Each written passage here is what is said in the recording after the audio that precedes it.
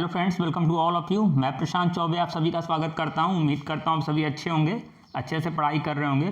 तो फिर से एक नए टॉपिक को डिस्कस करने आए हैं। आंध्र प्रदेश से खबर है, तो पूरे आर्टिकल को देखते हैं कि सुप्रीम कोर्ट स्क्रैप्स 100% रिजर्वेशन इन शेड्यूल्ड एरियाज फीलिंग डिबेट। ठीक, ये चीज़ हुई।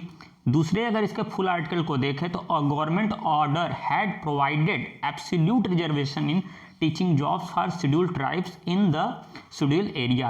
अब ये पूरा मैटर क्या हो गया है, तो पूरे चीज़ को अगर देखें तो सुप्रीम कोर्ट ने आदिवासी क्षेत्रों में शिक्षकों की नौकरी में 100% जो आरक्षण था, यानी 100% जो आरक्षण था, उसको रद्द कर दिया है।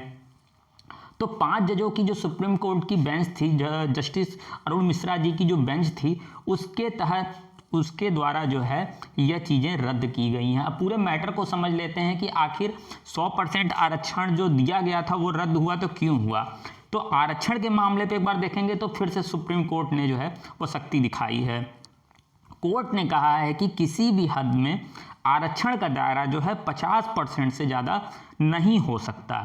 कोर्ट ने फैसला दिया है कि अनुसूचित क्षेत्रों में स्थित स्कूलों में अनुसूचित जनजाति वर्ग से संबंधित शिक्षकों का 100% आरक्षण जो है वह संवैधानिक रूप से अमान्य है।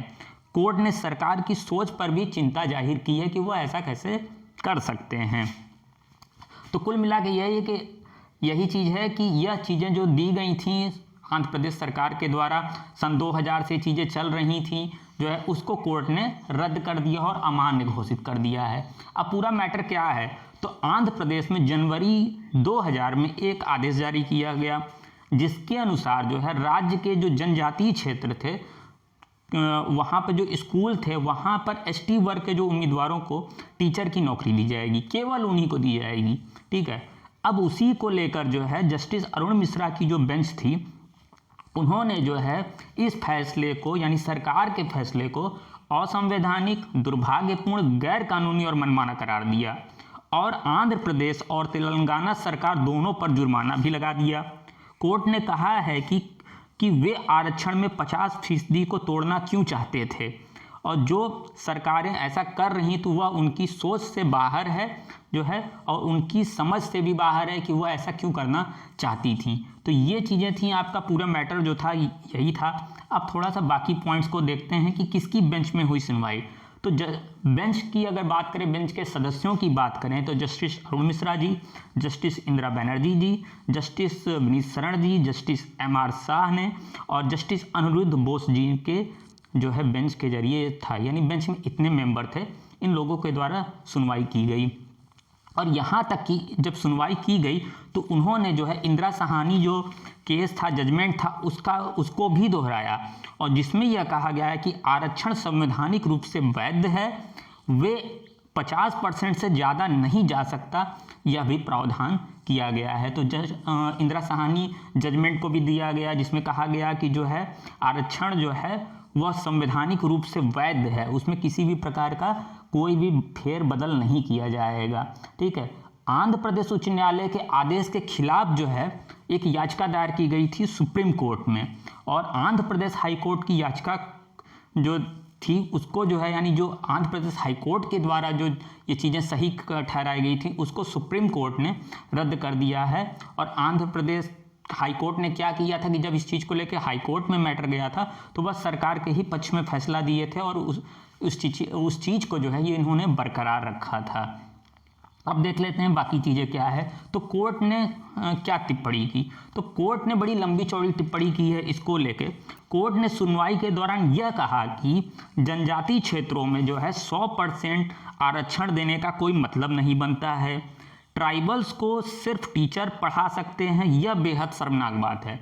यानी जनजाति जो लोग हैं उनको केवल जनजाति शिक्षक ही पढ़ा सकते हैं, कोर्ट के द्वारा कहा गया है कि बहुत ही शर्मनाक बात है। ठीक है, कोर्ट ने यह भी सवाल किया कि आखिर अन्य वर्ग के लोग स्थानीय लोगों को क्यों नहीं पढ़ा सकते हैं।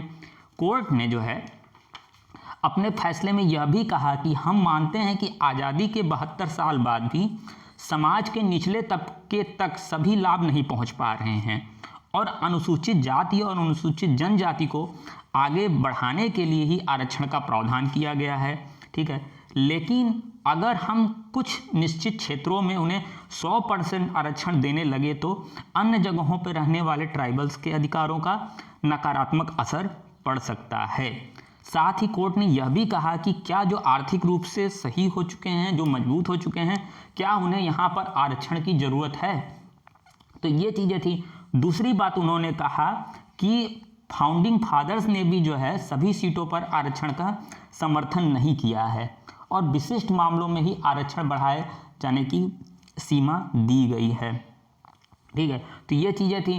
फिर जस्टिस अरुण मिश्रा वाली बेंच ने जो है 1992 के जो मंडल आयोग के आदेश का भी हवाला देते हुए कहा कि फाउंडिंग फादर्स ने भी कभी सभी सीटों पर 100% आरक्षण देने की बात नहीं की गई है और उन्होंने केवल 50% का ही नियम बनाया था।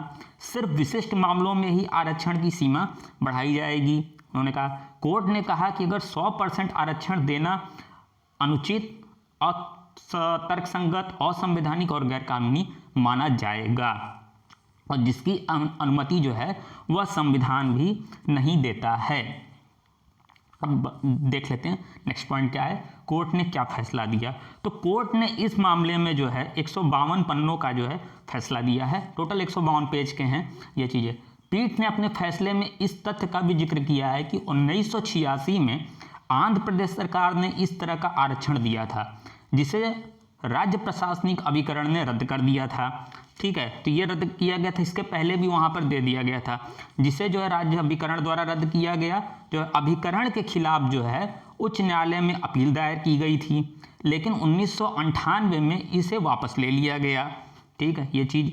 लेकिन तो पीठ ने यह भी कहा कि विभिन्न परिस्थितियाँ, विचित्र परिस्थितियों को देखते हुए जो है हम इस शर्त के साथ नियुक्तियों में संरक्षण प्रदान कर रहे हैं, यानी ये जो नियुक्ति हुई है इसमें संरक्षण दे रहे हैं कि हाँ चलिए ठीक है, लेकिन भविष्य में भी अगर चाहे आंध्र प्रदेश सरकार द्वारा या तेलंगाना सरकार द्वारा ऐसा किया जाता है तो आरक्षण की सीमा को अगर वो लांघते हैं तो उसके लिए 1986 से आज तक जितनी भी नियुक्ति कर दिए हैं वो उन सारी नियुक्तियों में बचाव का कुछ भी तरीका अपना नहीं पाएंगे लोग, यानी सारी नियुक्तियों को असंवैधानिक करार दे दिया जाएगा।